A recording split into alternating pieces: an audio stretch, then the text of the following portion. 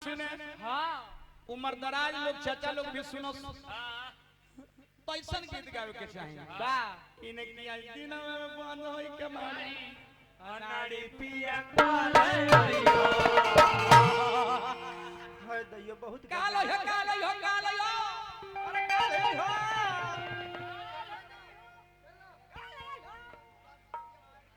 मुड़ा football player Sikaria की ओर से पुरस्कार का हार्दिक प्रणाम। देखी दुनिया का कोई चीज खराब नहीं है नागा बाबा, नहीं नो बाबा नो दुनिया का कोई चीज खराब नहीं होता। नहीं खराब तब होता है जब ओवर होता है। हाँ ओवर होगा तो गोबर हो जाएगा। होगा कहीं ना गड्ढा में लेके गिर जाए गिरी जी। अच्छा ओवर होगा तो गोबर होगा। लोग कहते हैं कि शराब खराब है, नहीं नहीं कौन कहता है शराब खराब? हमने के बिहार में नीतीश कुमार शराब को बंद कर दिए। हाँ शराब खराब है। शराब खराब रहता तब भारत की गवर्नमेंट अपना फौज अपना सेना को पीने के लिए इशू नहीं करता। सेना पर बात करेगा वो ना जी शराब खराब नहीं है। नहीं शराब एक 14वां रत्न है, समुद्र मथन से निकला। हाँ मधुआ नाम से जाना जाता था, जी आज शराब के नाम से जाना जा रहा है। बा शराब खराब नहीं है, शराब एक दवा है। है लेकिन कब कब रउआ शराब पियत था तो आज जिस दिन जो इंसान को शराब पीने लगेगा, हाँ हम खुला मन से करें, जिस दिन अगर इंसान को शराब पीने लगा उस दिन शराब ओवर हो जाएगा और ओवर होगा तो गोबर हो जाएगा। कहीं ना गड्ढा में वैसन शराबी के 3 फायदा। कवन कवन जिस इंसान को शराब पीने लगा वो इंसान को 3 फायदा। कवन कवन ओकर घर में चोरी ना हो, ऊ कैसे पियही में लुगरी गेठरी मोटरी चौखट के मारी सब बेच देने। हाँ चोर बुर्बक ना है कि माटी चोरावे हो। दूसरा फायदा क्वेश्चन पर कुकुर ना भूकी। ऊ कैसे चलल बड़ा पी के हाँ कुकुर देख लेला हाँ वो कहले सुन सुन मरबो के हमरा लगे मुंहवा हो जा। कुकुर दम दबा के भाग जाए कि बाप से भेंट हो गई।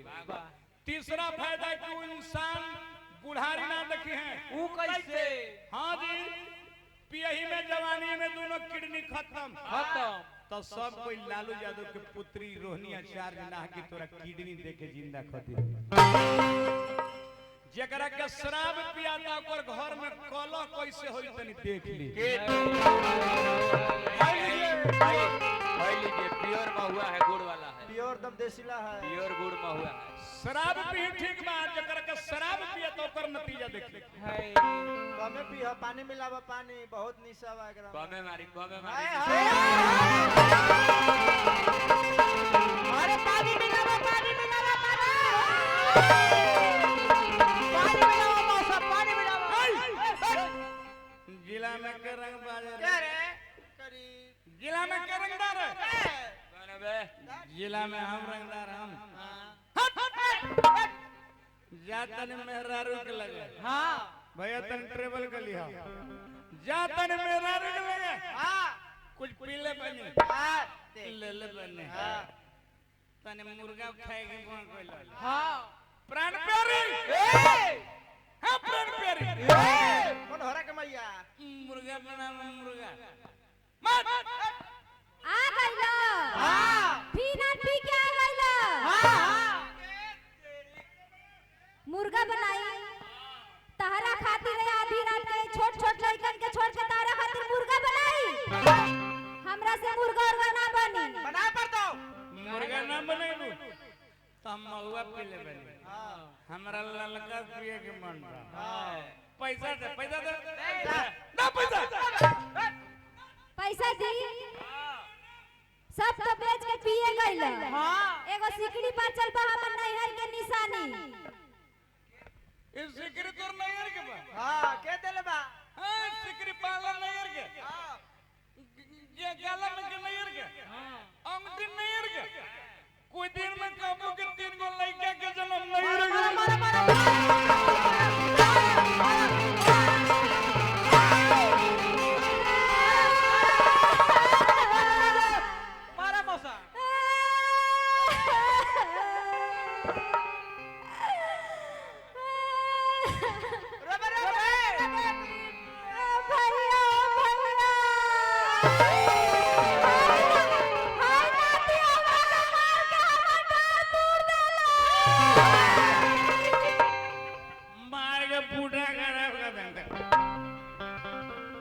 दाल बिना भात के भतार बिना रात के काट धर घर आ गया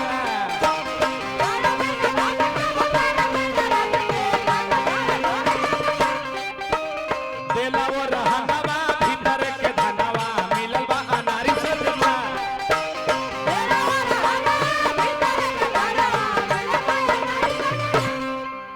तब बेची देल बागहनवा ई कंगाल कोइल बाटे पिके मारला सबनवा दहिया कोइल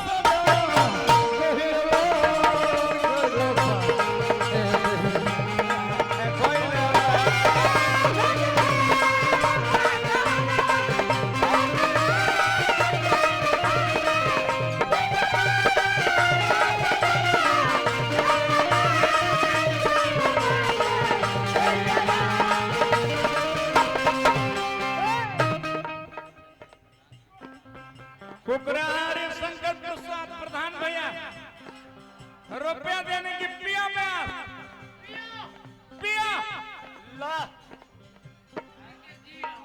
भैया मेरा मन जातो मौके दर्द से भैया मेरा पिया क्या देता गल हम पिया ना तो सीएम कैसे भैया हमारा मेहरारू डांटत रखला छोटा प्रधान रमाशंकर राम प्रधान पद के प्रत्याशी ए भैया पैसा देता नहीं रवा पिए खातिर रवा बुलाता नहीं अरे तो भाइयों तो तोर उतने पिया खाती कौन माई के लाल हम करोगे करे पीते पीते सब हो जाएगा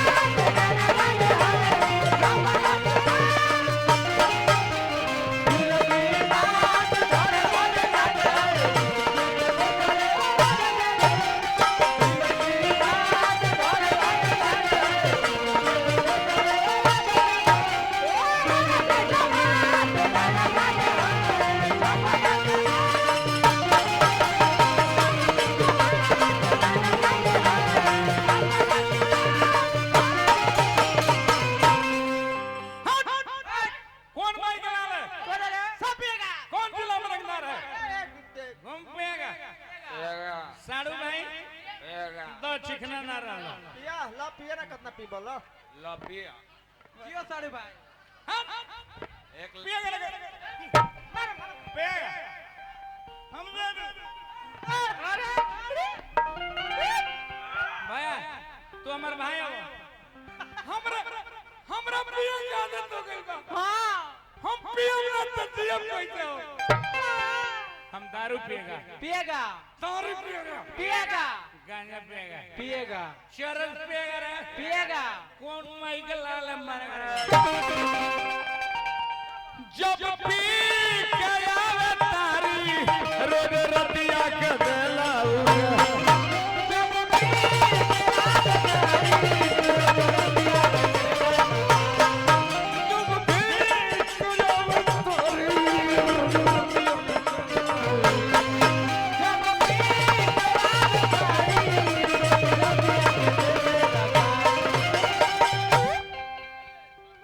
जब मारिया लगा खिच फारला देहिया के सर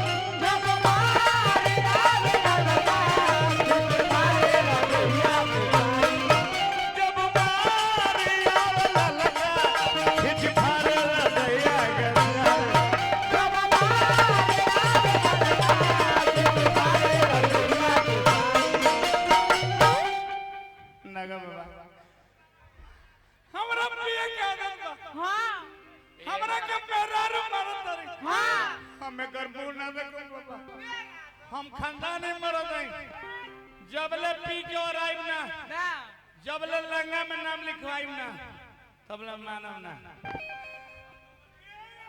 बताई रउरा इतना पी के आए तो हमारी छोट छोट लड़कन के देखी हम केकरा द्वार पे लेके जाए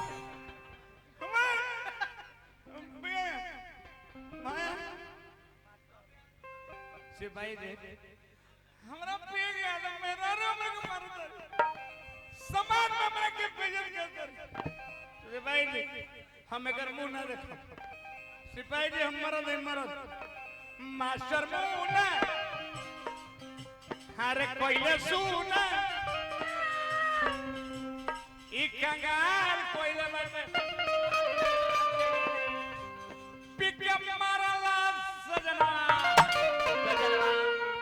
दहियालाल कोइले बैठे दहियालाल कोइले बैठे बक तोर मुंह ना देख हम मर जाए तू देख ले ज्यादा भैया एकर मुंह ना देखो पिके मारला सजना दयालाल कोइले बैठे दयालाल कोइले बैठे पिके मारला सजना दयालाल कोइले बैठे बंद कर गाना बजाना तोर मुंह ना देखो अरे जाए दो लड़ा झगड़ा मत एकरो मुंहवा देखो बेचारी के एकर मुंह ना देखम तो तोर माई के मुंह देखे बाबू गौतम एकरे नाम है धर्म पत्नी माता बहन भी मेरा बात को सुने एकरे नाम है धर्म पत्नी हाँ अपना घर के पतन होने से जो बचा लेता है उसका नाम है धर्म पत्नी अब के दारू के निशा में मर जाती भैया हाँ लेकिन हमरा के ठीक कैलू गोड़ हाथ पर के ले लो मुंह से बचा ले लो बाकी अपना लोग के बीच में नगा बाबा हर साल हमरा के मिले ले इनके बीच में हमरा के बेइज्जत कैले बड़ुए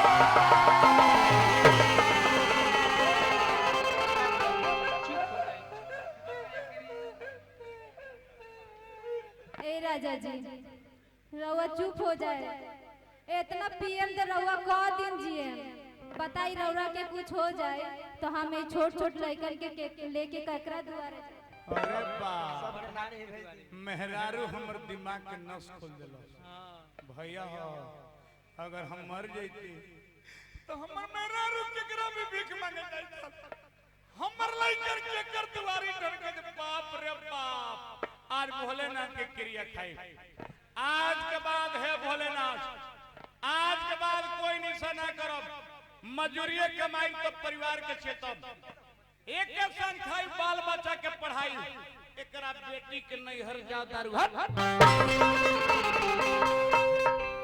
हम एगो ना माने रउरा उठ बैठ करी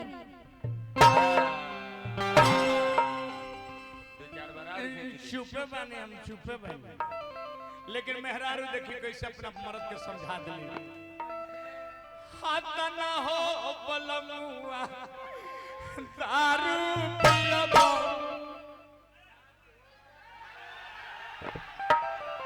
हमरा प्रधान जी के दारू छोड़ला के उपलक्ष्य में अब जाते ने प्रधान जी हम च्यवनप्राश ले हम च्यवनप्राश वेदांत के साथ किया तना हो बलमुआ दारू पियबो बोल कैसे जियबो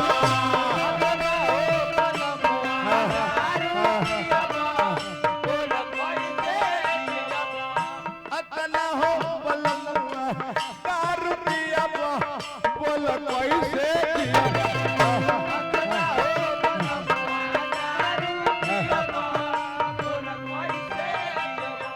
बाबा मैया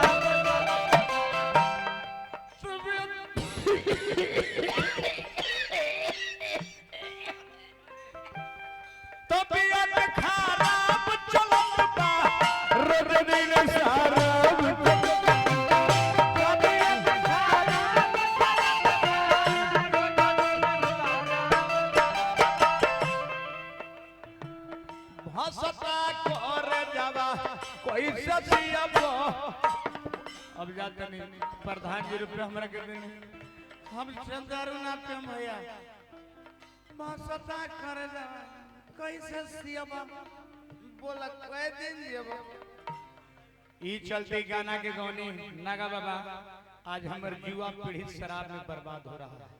शराब पीने के बाद यही दिन दशा का घर में हो जाएगा। हाँ कौन परिवार कखनी मर जाएंगे, केकर घर उजड़ जाएंगे। शराब से हुआ शिकार, उजड़ा उसका घर परिवार। शराब 3 चीज लेके जाएगा। कौन कौन? शराब धन लेके जाएगा, शराब शरीर लेके जाएगा, शराब प्रतिष्ठा लेके जाएगा। खास करके युवा पीढ़ी से हम हाथ जोड़ी करता नहीं। 2-4 आदमी के हमारे गीत समझ में आई लोग तब भैया हो शराब मत पी। ऐसा गीत गावे के चाहिए नागा बाबा कि हमारे समाज में मनोरंजन के साथ प्रभाव पड़े। भिखारी ठाकुर क्या करते थे? क्या जिस समय मेरे समाज में बेटी बेचने की प्रथा थी, थी? भिखारी चाचा बेटी बेचवा के ड्रामा दिखा के हाँ। और बेटी बेचने की प्रथा को बंद कर दिए थे। अगर निमन हम समाज में भोलानाथ के दरबार में हम बात कहले हम तो एक बार पूरा दर्शक तनी जोरदार ताली लगा के सम्मानित करें।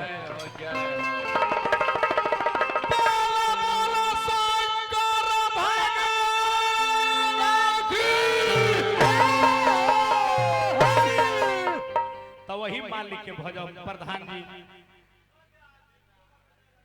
प्रधान जी की ओर से पुरस्कार बा।